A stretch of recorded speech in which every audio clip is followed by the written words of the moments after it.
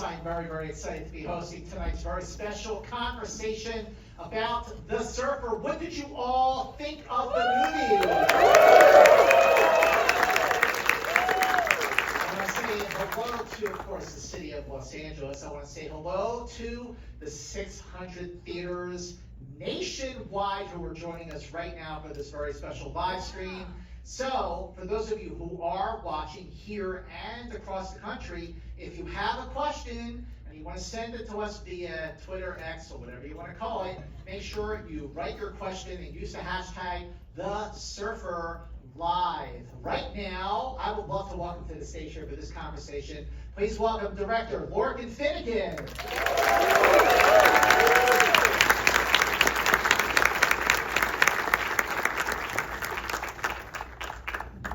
It makes me very, very excited to be able to say this. Ladies and gentlemen, please welcome to the stage Academy Award winner Nicolas Cage.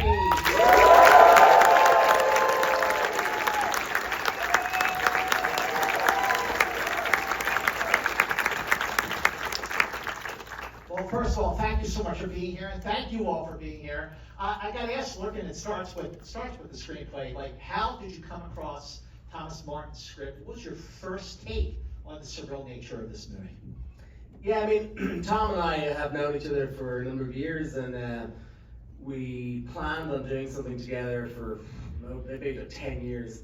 And this came along as something that was only a couple of pages as a kind of outline, and Tom shared it with me, and I just thought there was something brilliant about it, and simple in a weird way, about like a guy who has everything together, but he's at a certain point in his life where the cracks are starting to show, and he kind of puts all of his hopes and dreams onto this material thing, this object. Like, he buys a house that will fix all his relationship problems, but of course that doesn't work. So then, like, he almost has to go through what he goes through in order to come out the other side, having gone through like this sort of Jungian psychological journey to figure out what it is that he needs instead of what he actually wants.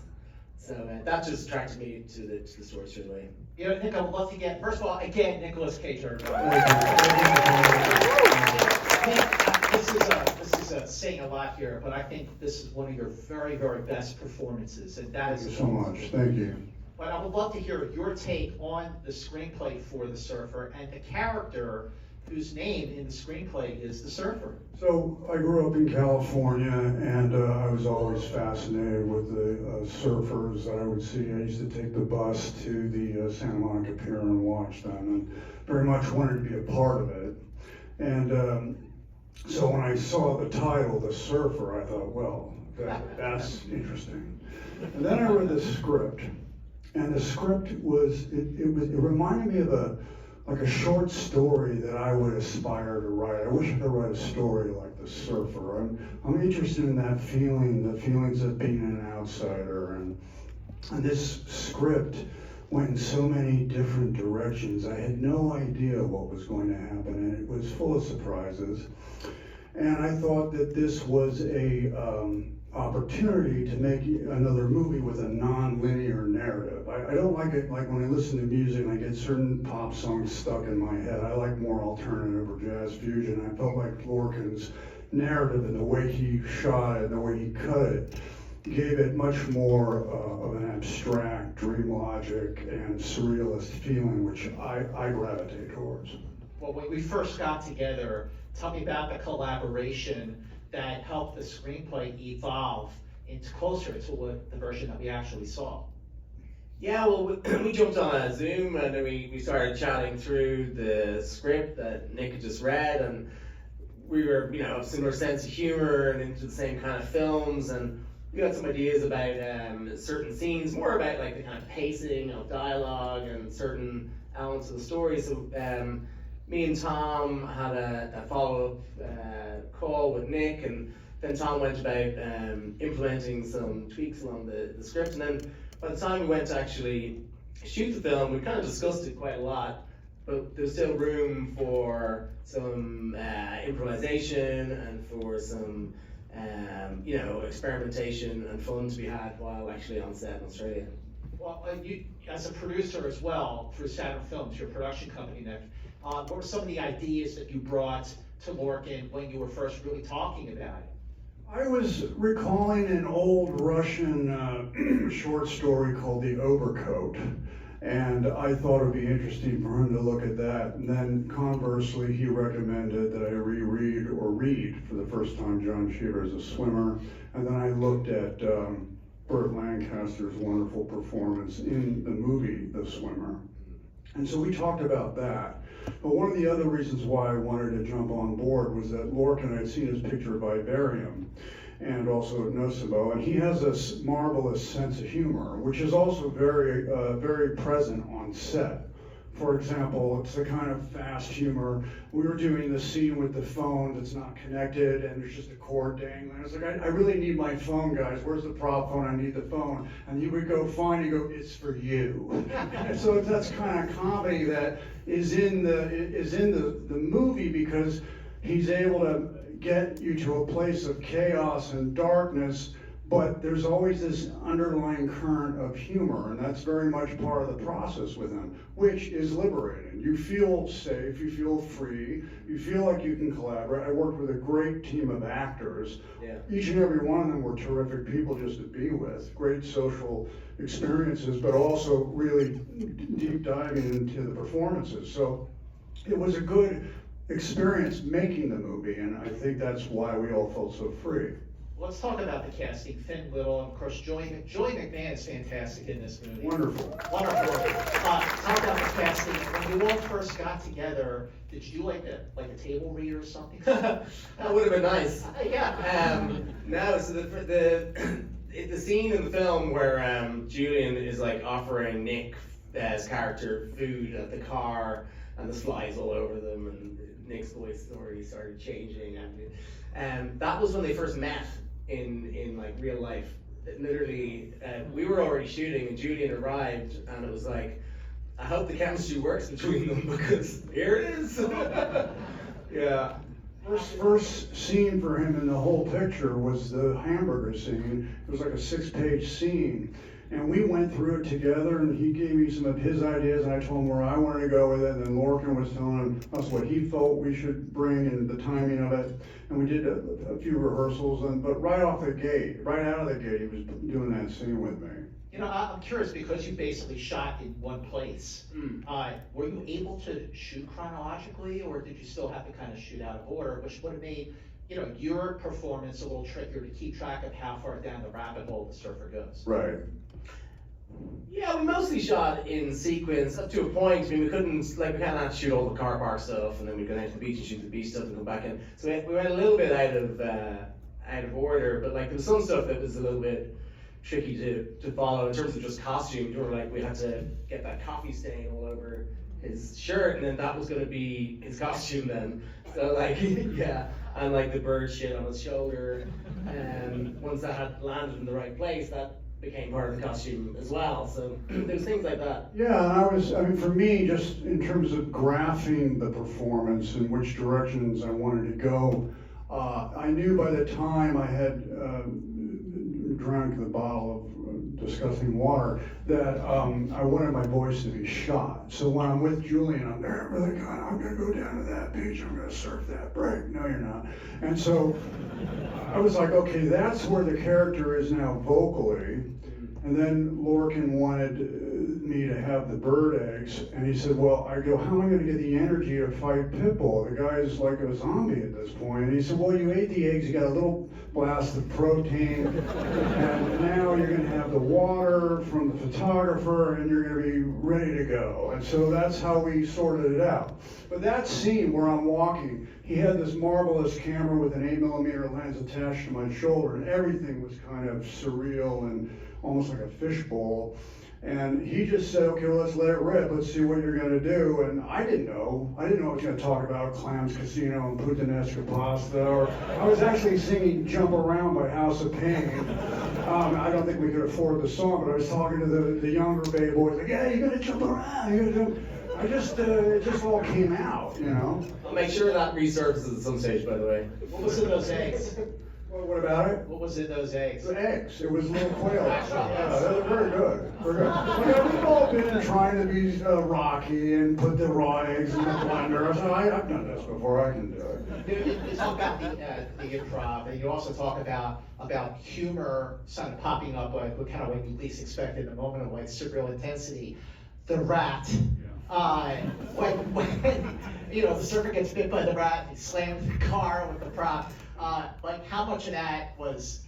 Well, I can speak to that because it's actually quite amusing. Good story. So what happened was before I came out to do the surfer, I wasn't feeling great. So I was stuck in bed and I was watching old movies, and then I went on a Billy Wilder kick.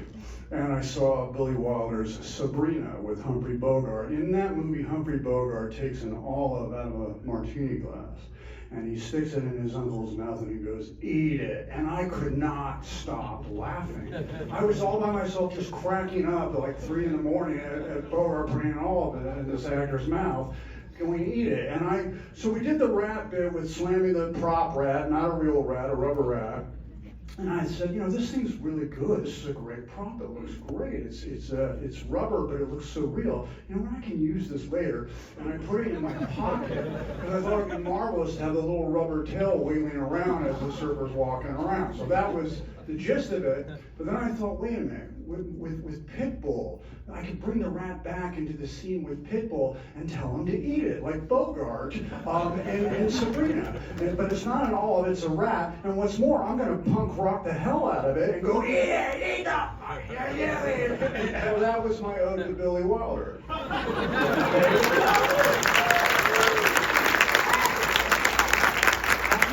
How many shooting days did you have for the duration of this principal photography? It was 25 days on the location, and then like did 2 days on water stuff like that, which was like much more limited. Just anyway, 5 or 6 of us. 25. That's pretty fast. Yeah. Did you do? What was the scene where you sort of had to do the most takes? The trickiest kind of scene, Alex Bertrand's here actually, who had the Pitbull is so great in the movie. Alex. The scene where him and Nick were fighting in the water was particularly tricky because the sea was actually pushing all of us, including Radek, the cinematographer, and everybody in sound, was pushing us all onto the beach. But then it would recede, and suddenly they were just fighting on sand, and that wasn't the plan. So then we go further into the water, and then start getting sucked out into the sea. So it just was very difficult to control, because everyone would just start floating. I would love to hear about the localism. Now, I sort of read a little bit about localism, surfers, and it's one thing to be territorial, protective, but the localism is so extreme to the point where it becomes violent. And I heard about this before. What was your take on that? Like, why? Well, I think it was always sort of baked into the story, and I think Tom was inspired by 2 things. One, a fight that he saw in Sydney on the beach of 2 guys who just like come out from surfing, they've taken off their wetsuits and they put on suits, like smart suits, and then one of them said something to the other guy, and they started to beat the shit out of each other on the sand, and he was kind of like just really shocked, like, who are these people? And then he, I think, had a fascination with it, and then read about the Lanuda Bay guys here in California. Alice Verdes. Exactly, yeah. So the staging of our Luna Bay in the film is slightly based on that, this sort of crescent-shaped beach with the houses up in the hilltop, you know, that are very exclusive and expensive. Yeah, I'm curious, Nick, when the surfer starts to really go for a little further down the rabbit hole, and he becomes a little more unhinged, you know, how do you get into character when you're playing a character like that? Well, I've had all the rehearsal I could ever want with life. Life is the rehearsal. I get into a little meditative zone, and it helps when you're working with a director like Lorcan and actors like Alex and Julian and Nick Kasem, that you feel safe. You feel like you can go for it and have fun. I've had other experiences with like Panis Cosmatos and Mandy and the freak out scene in the bathroom. And what it is you just kind of tap into whatever door you gotta have some faith, and you're gonna open that door, and you're not entirely sure, not unlike a wave getting you up on a board, but when it comes, you're gonna ride it, and you're gonna go with it, and whatever happens, hopefully it'll work. And I feel like it's a very cathartic feeling, and it's a very, I always say thank you, it's a very relieving feeling, and it's a good feeling. It's not as torturous as you might think, considering watching it, what the character's going through. It's very, not exercising, but it's a purge, it's a purging, it's a cleansing feeling when it works, and it's the best feeling in the world. So how do you get out of character when you're done? I mean, if I was Nick Cage, 17, 18, 19, like Birdie, and where I'm wearing the bandages every day for 3 months, and it's putting rashes on my face, and going to the dentist and saying, why don't you pull these teeth out because I want to feel some sense of pain, and it'll look good on camera. That would take me months to get out. Now, I'm 61, I've been doing it for almost 50 years. I feel like I can just leave it, and I can go home and play with my daughter and have fun and turn it off. And you have to be able to do that, because you have to wake up and go back and be fresh. You have to have little mechanisms in life that you can shut it off. I do not think it's healthy to bring that stuff home. Another question I have is, in the beginning of the film, when you're sitting in the car with Finn, you know, the surfer gives like this monologue that I thought was really, really profound. So I'm curious whether it's for this film or other films, if you have like a page or a couple pages of dialogue to memorize, what is your trick to remembering your lines? I want to just go over it ad nauseum, ad infinitum, so that I don't have to think about it. And that could be I'm on the elliptical and I'm reading a script front to back, and then again the next day for 2 hours back to front, again and again and again. Because when I'm on the set, I do the worst thing for an actor, the thing that will cave an actor in more than anything else, is going up on a line. And if you don't get a hold of it, it becomes like a wildfire. And before you know it, you're having a panic attack and you're caving in, and then you're useless to everybody. And that is the worst feeling. The best feeling is when you're getting something from the imagination and it's flowing like a wave and it's propping you up on a board and you're nailing it. That's the best feeling. The worst is that you're shutting down. I never want to feel like that again. So what I do is I run it and I run it and I run it until I'm sick of it. Federico Fellini said, I'm not ready to make a movie until I'm sick of it. And that's where I'm at. Now, not every director lets you do that. Some directors go, well, we're writing everything, I'll bring you the page tomorrow. I'm like, what? You know, I can't handle that. So it's a matter of preparation. The key to success, in my view, is preparation plus opportunity equals success. Let's hear it for that. That's a How did working with Nicolas Cage surprise you? Yeah, well, he never needed the script. Ever. It's like, it was all in his head, knew everything, either, you know, the other characters' lines as well, because it was all kind of part of the flow, you know. And I think we also just had a good time. The longer we were shooting, the kind of more fun we were having, and having just a laugh between takes and joking and stuff. So I think that enabled, like Nick was saying, the kind of, you know, the room for having fun and improvisation and that kind of thing. Yeah. Also, See, like, I didn't know what I was gonna do when the what's the right way of saying, when the resolve occurred, like when we find out, for lack of a better word, the MacGuffin, the twist, you know, that they were all in on it, and they were all doing this to me as a gaslighting thing to see if I had the mettle, the guts to be a Bay Boy.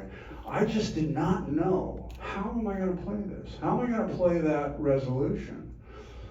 And then yet again, I so often recall movies I have seen, and I think my best teachers have been A, life, and B, being a film enthusiast and watching movies, preferably old movies, because you can take from them and get away with it.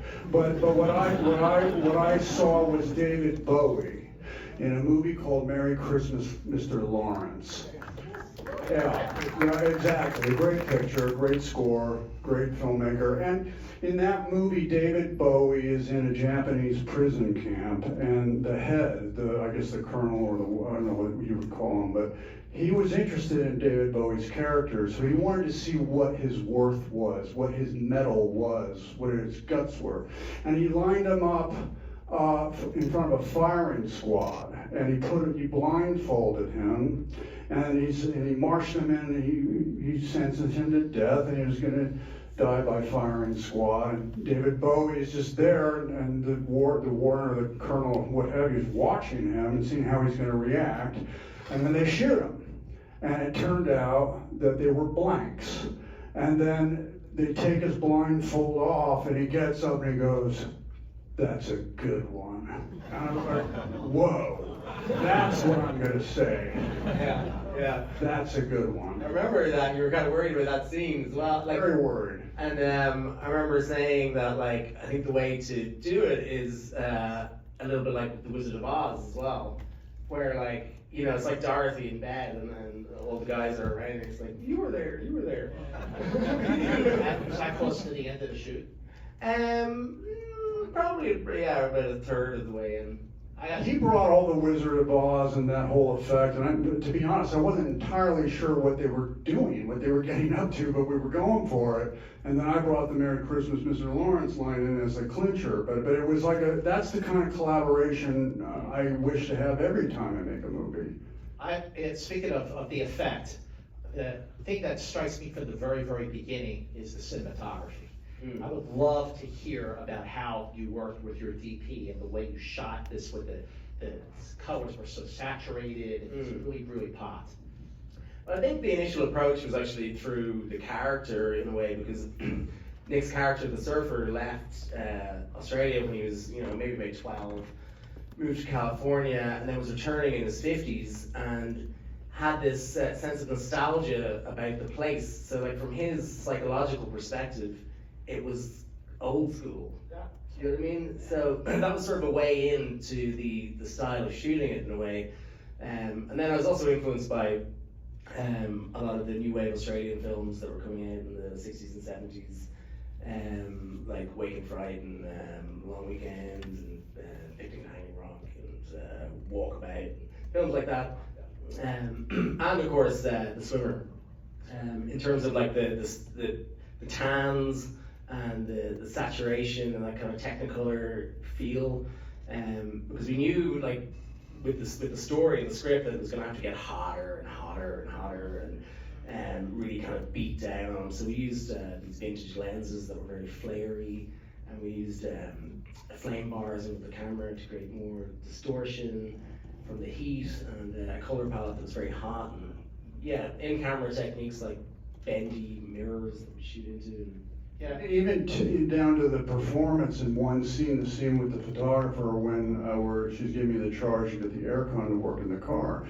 Even down to that, Lorcan and I spent a minute talking about Burt Lancaster's tonal delivery in The Swimmer. Like, well, I'm going to swim every pool, and I'm going to be right there.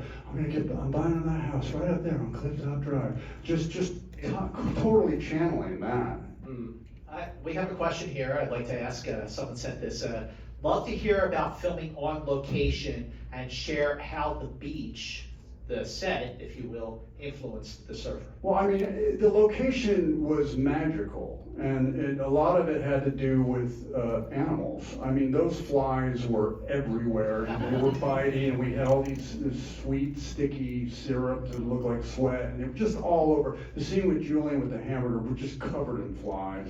And then, of course, as soon as I landed in Australia, I'm about to go up to yelling up, and where we're shooting this little beach in this little parking lot, and the guy that received me at the airport, he was like in security, said, "No, Nick, be careful up there because the white sharks are really biting, and we've lost a lot of surfers." I'm like, oh shit. So I'm in the water, and I'm always thinking, what is swimming under my feet right now? And there's alarms and things like that, and helicopters making sure the sharks weren't too close, and that all just goes into it. That all goes into not only the performance, but into the process and the storytelling narrative. I mean, I like to call it the genus loci. The genie of a place can contribute as much to performance as the other actors.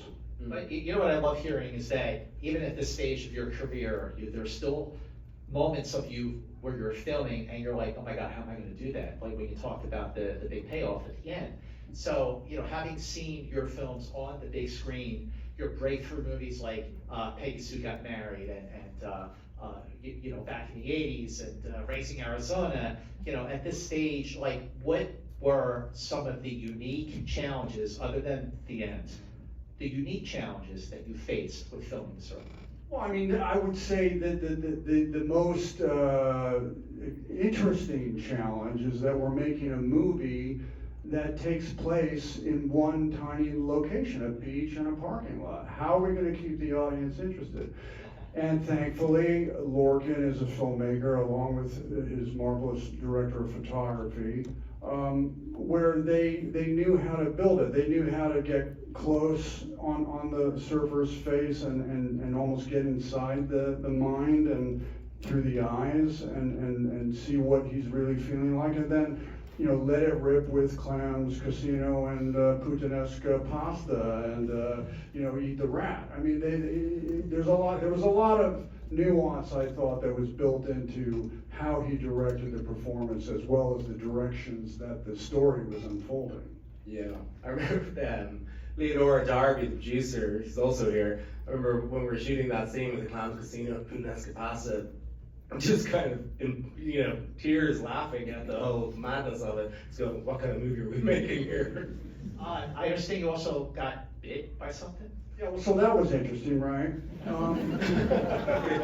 We're out there, it's late at night, what is it, 3 a.m., and we're doing a scene in the grasslands with all the branches and what have you, and we had the shot with the snake. The snake wasn't a venomous snake, thank God, but nonetheless, he wasn't really moving, and we wanted it to move. And Lorcan said, can we get it to move a little more? And we had a snake wrangler, and the DP wanted it to move a little more, and I wanted it to move a little more. And I'm not really afraid of snakes, but I said, well, how are we going to get it to move? And the snake wrangler, who's there to not upset the snake, said, just tickle its tail.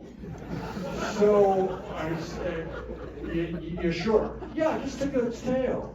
So I went, okay, and I went, and I went, yeah, excavating snake teeth out of my hand. Okay, gee, thanks. You have a scar? It wasn't that bad, but it was enough to give me pause for thought. Like, who is this person? She said to you, and she was like, "Oh yeah, he'll do that." Why did you tell me to do it? I digress. I would love to hear, the first time you were able to screen the film for the public. I mean, that's a nerve-wracking experience, and no matter how many movies you've made over the years, what was that like for you, especially because the movie is so special and unique?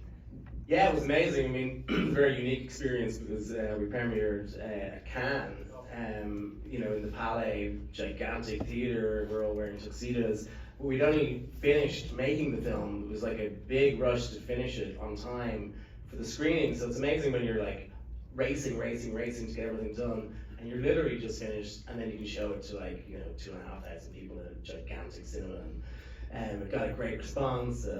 the sound ovation is still going on, I believe. And, It was great. I mean, look, I'll tell you what. Inside baseball, I had made a movie called Pig.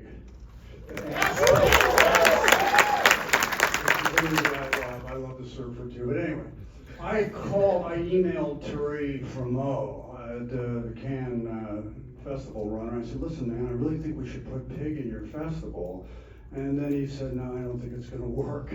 So then he invited us for the surfer, and we're there, and it was great. It was a great night. And I wanted to make sure it wasn't one of those things where we're like, we're crying, thank you, none of that crap. Like, yeah, eat the rat, and saying in French, mange the rat, everyone's screaming and laughing, and we're clapping, and we're really enjoying it. In Cannes, they've got this thing about the applause meter, like how long is it standing ovation or whatever. But we were in full throttle, and I said I was really excited, and then I mentioned, I came here for Pig, but he wouldn't let the movie in, and I'm just glad he finally let us in. I'm so happy to be here. And the applause kept going, and then at 6 minutes, he gives you the microphone, which means he's cutting the applause off. He left about 10 minutes of applause on the table. So there you go. That's how the applause meter works. Oh, it's crazy. So the thing is, you brought up Pig, and a movie that I was just talking about before I walked in the theater was The Unbearable Weight of Massive Talent. And I want to say, you are a weight of massive talent because you are doing the best work of your career right here and now. Thank you. So I want to say two things. Actually, three things to everybody watching in theaters nationwide. I want a big thank you for joining us. I want to say the movie opens Friday or Thursday night because that's how it usually goes these days. So make sure you go on social media and you post how great this film is, and you got to see it on the big screen. Go on Instagram, go on TikTok, definitely TikTok. If you want to use X, knock yourself out. And also, if you could please stay seated here in Los Angeles while our talent exits, that would really, really help us out. Once again, thank you everybody. See the surfer in the